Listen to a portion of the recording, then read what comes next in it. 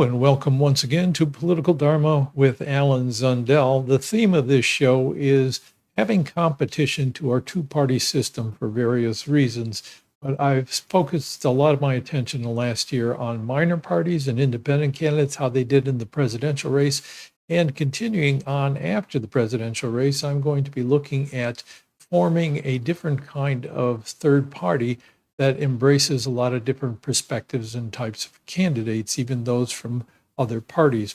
But today, I want to talk about further evidence that the Green Party in the United States seems to be pulling ahead of the Libertarian Party as the preeminent third party or minor party or alternative party in the United States. I want to give a little bit of evidence from the presidential election that's coming in as they look at write-in votes, and talking about that in a variety of aspects of that. Then at the end of this episode, I will give you a little practical advice for how to get a different kind of minor party off the ground.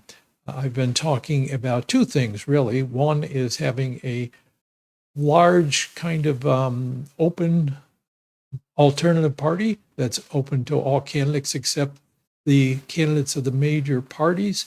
And I'll be giving you some ideas about how to get started on that at the end of this show. And that's what I'll be focusing on in the next year. I'm going to be trying to build that here in California and talk about how you can do that where you are, wherever in the United States. And also talk a little bit about distinguishing that from the idea that I want to have yet another kind of party, one that reflects my own views rather than the views of just everybody that wants to see a change in the two-party dominance of our political system. So let's start off with the Green Party of the United States and what we can find in new evidence from this past presidential election. First of all, I reported recently that the vote for all the candidates other than the Democrat and Republican candidates for president, that is Donald Trump and Kamala Harris, was almost about 2% of the vote. And as it turns out, it's a little bit higher than that as they are counting the write-in votes that come from the various states. So now, according to Ballot Access News, this article by Richard Winger from just 2 days ago on December 12th, says that the other vote for president now stands at 2.13%, which is higher than in 2020 when it was just 1.83%. So just slightly higher, but not as high as its high point in 2016, which was a very good year for alternative candidates. Then the popular vote for all candidates other than the major party candidates was at 5.73%, so almost up to 6%. But 2016 was an anomalous year in terms of support for other candidates in the presidential election. But let's take a look at Jill Stein in particular. You may remember that as I looked at the results of the election right afterward, Jill Stein came in ahead of all the alternative candidates, including Robert F. Kennedy Jr., where he was still on the ballot, and Chase Oliver of the Libertarian Party. You see here from Wikipedia on your screen, if you're watching the video of this, that Jill Stein got about 0.55% of the popular vote in the presidential election nationwide.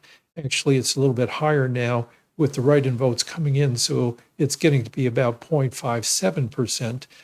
But still, that was ahead of Kennedy and Chase Oliver of the Libertarian Party. Now, that's interesting because for a long time, the Libertarian Party has been the leading party. It's the third. They get the third most votes in the presidential campaign.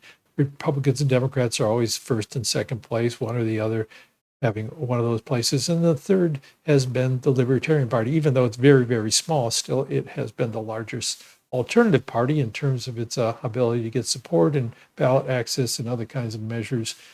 But if we look at the write-in votes here, the New York was particularly interesting for Jill Stein. Here is another article from Ballot Access News, this one from about 4 days ago on December 10th, again by Richard Winger, who is the principal editor for this Ballot Access News and has been for a long time. So Jill Stein received 46,698 write-in votes in New York.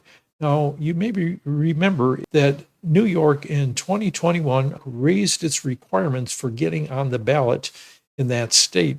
They raised the threshold for getting signatures for ballot access from 5,000 signatures to 45,000 signatures. So that's 9 times higher just for a party or candidate to get on the ballot.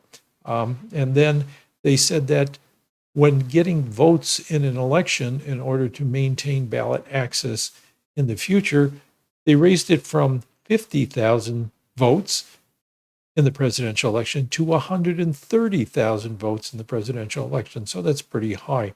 But here, what I wanted to indicate is that even though she couldn't get on the ballot, and a lot of candidates were trying to get the signatures to get on the ballot in New York, Robert F. Kennedy Jr. was the only one that got enough signatures, but then he lost because the state of New York said that he had not listed his residency properly. Anyway, this write-in vote for Jill Stein in New York is the second largest number of write-in votes ever for a presidential general election in any state. Now, the first highest was Eugene McCarthy in California way back in 1976. So that's almost 50 years ago. So in the last half century, he was the top one with 58,412. Jill Stein, second highest number of write-in votes for a presidential candidate in a particular state.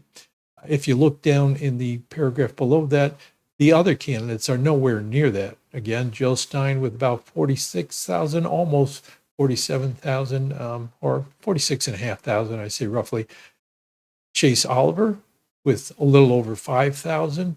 Claudia de la Cruz with a little over 6,000. Cornel West with a little over 4,000.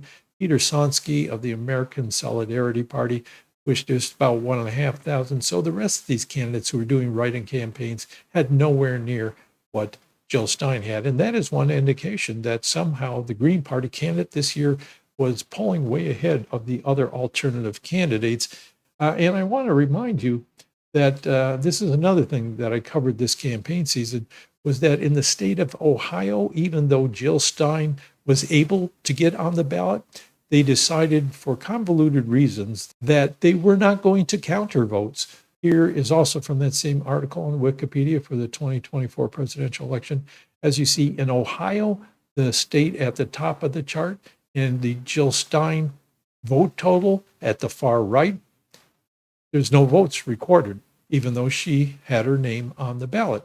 And the reason for that was that in Ohio, they said they were withdrawing her from the ballot.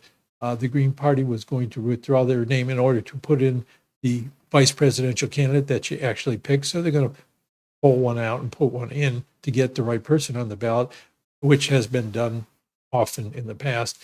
But they said, no, it was too late to put somebody new in, but we're going to honor the request to take her off. And so it was a kind of convoluted thing. The key point is that if Stein had got that about 0.5% of the vote in Ohio, she would have got an additional 29,000 votes for her vote total across the country from the state of Ohio. And she did better here, or she probably did better here than, again, Chase Oliver of the Libertarian Party, who came in with about 28,200. So she probably got more than that, 29,000 or so, I would guess, considering what she got in other states. So here you can see that they probably did better than is recorded in their actual totals for the nationwide vote. And then finally, I wanted to look at the history of the Libertarian Party and the Green Party votes in the presidential election in particular. If you see the line at the top on your screen, that's the Libertarian Party, LP, and then the presidential elections of 1976, which was the first presidential election in which the Libertarian Party entered a candidate. And 1980 through 1992, they were the top alternative party coming in after the Republican and Democratic candidates. In 1980, they surpassed the vote of the American Independent Party, which had been a large party from the time of George Wallace back in 1968 until this time, until the 1980 election. And they hovered roughly, the Libertarian Party hovered, so you can see they're bouncing around from 1% in that 21.21%. So that's about 0.2% of 1% of the vote in 1976, their first presidential election. And then in 1980, bouncing up over 1% of the vote. And then 1984 and 1992, back in the 0.2, 0.3 range. Only in 1988 were they near half a percentage point in those elections. But still, they were the leading alternative party to the two major parties. It was in 1996 that Ralph Nader first ran as the candidate of the Green Party. He was their first presidential candidate. And in 96 and 2000, again, Nader was their candidate. And you see there that they surpassed the vote of the Libertarian Party in those 2 years. Now, Nader was a particularly strong candidate because he was well known at the time as a consumer advocate and a best-selling author of a book about the safety or the lack of safety for cars, and made a lot of changes and created a lot of organizations that did legal work and lobbying for more consumer protections. Anyway, he was very well known, and he did very well in those two elections for an alternative party candidate. In 2000, you can see there he got almost 3% of the vote, 2.74% of the vote. So in those two elections, Green Party came in ahead of the Libertarian Party, even though the Libertarian Party was doing better than it had in most of those previous elections. Then from 2004 through 2020, and I have these circles in red because these are all elections, presidential elections, in which the Libertarian Party candidate came in ahead of the Green Party. You can see them slowly growing, the Libertarian Party from 2004, going higher in 2008. So it goes up from 0.33 to 0.40 to 0.99, almost 1% in 2012, and then jumping up over 3% in 2016 when they had a candidate, Gary Johnson, former governor of New Mexico, and then in 2020 falling down again to about 1%, and then in 2024, this year, falling down much further to about 0.42%. So you can see they were growing. They had a big jump in 2016, which was a good year in general for alternative party candidates, including that of the Green Party. But then they fell back this year. And the Green Party, however, in 2004, when they ran a candidate other than Ralph Nader, somebody who was a virtual unknown on the national scene, they fell way back to like 0.09%. And then they steadily improved on that, going up to 0.12 and then 0.36 and then 1.07 in 2016, which was a good year. And then 2020 falling back again. And then finally in 2024 at 0.55%, again surpassing the Libertarian Party. Now, you may think, why when I assume that the Libertarian Party is going to once again bounce back and be the leading alternative party, despite the fact that in this one election year, the Green Party surpassed them in its presidential vote. And I would say there's a number of indicators of that beyond those that I just gave you, that the Green Party vote total is probably even higher. If you looked at what she got in Ohio, where she should have gotten her votes counted, or in New York, where she got a record number of write-in votes, I would say the Libertarian Party, and I've been covering this extensively, so this comes as no surprise to some of you, has been engaged in a lot of internal infighting between those who actually wanted to run a candidate of their own. They did nominate Chase Oliver, and they're trying to run him. But there is a big faction within the party that was trying to play footsie with the Republican Party and with Robert F. Kennedy Jr. when he was an independent candidate. And even afterwards, he was helping raise money for certain parts of the Libertarian Party, certain state parties, and a particular set of people within the National Committee. So they were playing footsie with these outside candidates. And I think this split is going to not be healed quickly. There's a lot of libertarians who split off from the party and are trying to create a different party, the Liberal Party. They held their first convention a little over a week ago, last weekend. And they've been suffering the effects of this internal dissension. And the faction that is still in control, that wanted to be more cooperative with Donald Trump and the MAGA movement and Robert F. Kennedy Jr., who is now also joined with Donald Trump, joined forces with him. Those libertarians are in trying to work with a particular major party. Historically, parties that do this, that's the beginning of the end for them, because they cannot attract people who are disgusted with the two major parties if they're attracting people who say, well, what we want to do is nudge one of the major parties one way or another, and form kind of an alliance with them, that if we give them some of our support, they will give us something in return. That's usually beginning where a party ends up not being able to attract many people because it's not really radical enough. It's not really giving them something other than they could get just from joining the Republican Party themselves and just straight doing that, or becoming a faction within the Republican Party, just like the progressives in the Democratic Party are one part of the party, right? So libertarians could end up one part of the Republican Party, and a lot of them have in the past joined the Republican Party, so that may grow, and the Libertarian Party may just decline and fade out. So I think this is going to be a long-term problem for the Libertarian Party, and maybe sometime in the distant future they can reconfigure as a new party and gain more success. But right now it looks like the Green Party is the number one alternative party in the United States for the first time, really, because if you look at Ralph Nader's run, the party wasn't well developed at that point. So you can only judge by what happened after Nader ran and how they were able to build on that initial burst of enthusiasm with a big name candidate. I will offer, though, that I have not checked other meaningful statistics on the status of these third parties, not only their presidential share, the share of the presidential vote, but you'd also want to look at where they're able to maintain their ballot access and what their how many people they get elected to office. I haven't looked at these things yet. Elected to office would take time to go from state to state to see, how much they're doing. Maybe they've aggregated this somewhere. I just haven't looked yet. But I did want to wait for the thing about ballot access, because it'll take a bit before the states will determine which parties are able to maintain their status as qualified parties within the state based on their vote in this presidential election. And since the Libertarian Party did not do that well in this presidential election, they are going to lose ballot access in several states. I'm sure of it. So we'll see next time the states start compiling the information or determining which parties are qualified for ballot access. We'll have a better picture of whether the Green Party is able to maintain its ballot access in more states than the Libertarian Party is able to. So that could be another key indicator of how their future is going to look.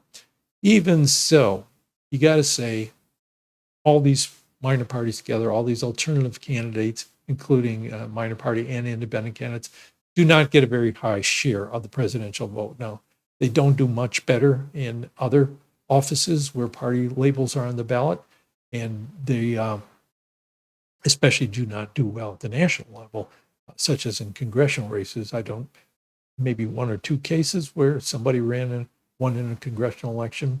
Have to double check on that, but that's my vague memory of how it's been. So overall, even like a little over 2%, they're not doing well, which brings me back to this idea that I've been talking about lately, which is forming a party which does not have its own ideological agenda. It's open to all candidates of all parties except for the major party candidates. And the idea was, we'll use a different type of voting method, one that would be more democratic, give candidates without much support the chance to make their case and grow, some kind of proportional system. I'm thinking star voting, because coming out of that, what you do is you score the candidates, each of the candidates, however many you want, and then they aggregate their scores as the first step. So election to election, you could say, oh, look at my faction. Say you got a green faction within this larger party. Look, we're growing year by year. We're showing success. We're showing, greater support. And they would not have the obstacles of spoiler elections and wasted votes and those kind of things holding them back from being able to build. Because usually with third parties in our actual elections, they build up a bit and then they fall back when people decide, oh, they're not going to get anywhere. So it's going to be between the two major parties. So this would be a party that uses an internal process that allows parties to grow and compete with each other, allows independent candidates to come in and compete with their vision and gain support that way. I am going to be talking about practical steps to do this. And what I wanted to say today was, number one, in the coming year, that will be one of my main focuses. and I will have a Zoom capacity to hold meetings with people from across the nation who are interested in this to answer questions and solve problems together. But if you would like to do this in your own state, let me assure you, you can do it on a small scale all by yourself without any money, just with computer access to the internet, or even just probably with your phone access to the internet, and just yourself, you can set something up, because there are free tools online in which you can hold a star voting election. So if you pick a upcoming election, say 2 years from now, like a statewide election that's prominent, you could set up a free ballot online that would list all the candidates from any of the parties other than the major party, and then simply tell your friends and family about this opportunity for them to vote, just to see how it would come out. And there you're giving people an opportunity to try it out and see how it works. So my point there is that you can do this very easily all by yourself. So I would encourage you to give some thought to that. In other places where there's more people interested or more resources, maybe you can go even further to have a bigger effort. And I'll outline the steps for doing that as we go forward. And I'll look into this further. Beyond that, yeah, the other minor party idea with my own ideas involved, not something I'm going to try to build up with ballot access or anything like that. I'll just be talking about my ideas because I'm getting old and I don't know how much time I have left to take the results of decades of thinking about these things and get it into the wider public. So I'll be interjecting that, but I did want to keep those two things clear from each other. One is going to be a bigger effort to include all candidates other than major party candidates. And the other one is going to be a smaller effort to propagate a particular set of ideas that I think are worth giving a look to. And that's about it, other than thanks again for watching. I'll probably take a break sometime roughly from Christmas to New Year's. In order to set up for the new year, I'm going to be setting up my desk so it's easier to get started on videos. Right now, I got to set up all my equipment and then break it down. So I want to set it up there. I want to put stuff on the wall behind me here. I've got a few things to put up that I haven't gotten around to yet. So you'll be seeing a new look in addition to that new sound on the opening segment. And so please stick around and stay with me into the next year. Hope you're going to have some good time this holiday season with family, friends, whatever. Hope everybody has loved ones around to give you support and encouragement. Thanks for checking in. Love to get your comments. Thanks for sharing these videos. Thanks for, all the rest. All right. So until next time, bye.